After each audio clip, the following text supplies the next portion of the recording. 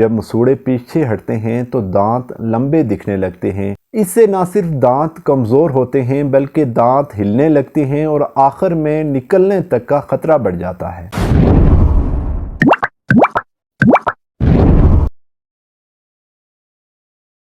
اگر آپ کے مسوڑوں سے خون آتا ہے یا منہ سے بدبو آتی ہے تو بہت سے لوگ اسے صرف مسوڑوں کی سوجن سمجھ کر نظر انداز کر دیتے ہیں۔ یہ سب سے بڑی غلط فہمی ہے۔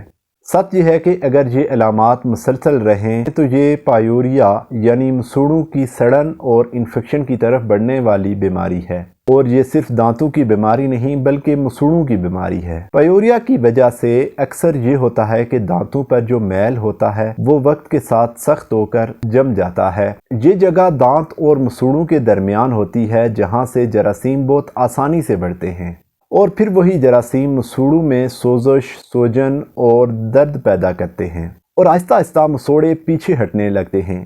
جب مسوڑے پیچھے ہٹتے ہیں تو دانت لمبے دکھنے لگتے ہیں، دانتوں کے اندر خلا بن جاتا ہے اور دانت کی جڑیں کھلنے لگتی ہیں۔ اس سے نہ صرف دانت کمزور ہوتے ہیں بلکہ دانت ہلنے لگتے ہیں اور آخر میں نکلنے تک کا خطرہ بڑھ جاتا ہے۔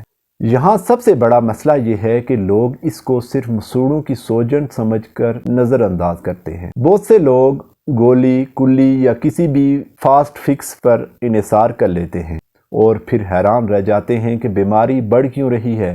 یہ ایک سچ ہے، پائیوریا کو صرف کلی یا مسوڑوں کی مالش سے ختم نہیں کیا جا سکتا۔ اگر مسوڑوں کے نیچے جمی میل کو درست طریقے سے صاف نہ کیا جائے تو بیماری دوبارہ آتی ہے اور بڑھتی ہی جاتی ہے۔ اب بات کرتے ہیں ایک اور خطرناک غلطی کی۔ لوگ اکثر کہتے ہیں کہ دانتوں کا مسئلہ ہے، ڈینٹسٹ سے ہی ٹھیک ہوگا۔ یہ بھی آدھا سچ ہے۔ ڈینٹسٹ بہت ضروری ہیں، لیکن اگر آپ اپنی روزمرہ عادات نہ بدلیں اور مسوڑوں کی حفاظت نہ کریں تو بیماری دوبارہ ہو سکتی ہے۔ پائیوریا کے ساتھ عام علامات یہ ہیں: مسوڑوں سے خون آنا، مسوڑوں کی سوجن، دانتوں کے درمیان سے خون آنا یا سفید مادہ آنا، اور منہ سے بدبو آنا۔ اگر یہ علامات 2 ہفتے سے زیادہ رہیں تو اسے سنجیدگی سے لینا بہت ضروری ہے۔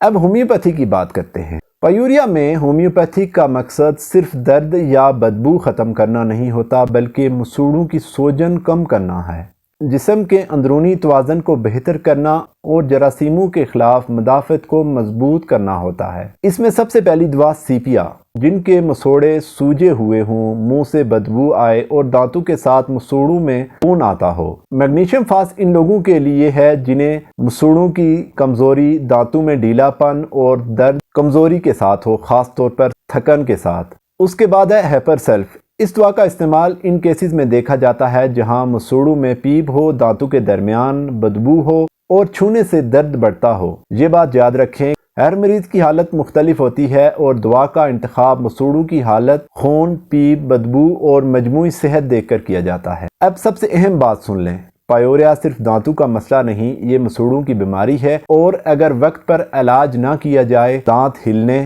مسوڑوں کے پیچھے ہٹنے اور آخر میں دانت نکلنے تک کی نوبت آ جاتی ہے۔ اگر آپ چاہتے ہیں کہ مسوڑوں کی بیماری دوبارہ نہ ہو، دانت مضبوط رہیں اور منہ کی بدبو ختم ہو تو کلی یا گولیوں پر بھروسہ نہ کریں بلکہ درست صفائی، درست علاج اور مستقل احتیاط بہت ضروری ہے۔ اگر آپ کو یہ ویڈیو پسند آئی ہو تو ویڈیو کو لائک اور چینل کو سبسکرائب کریں۔ اللہ حافظ۔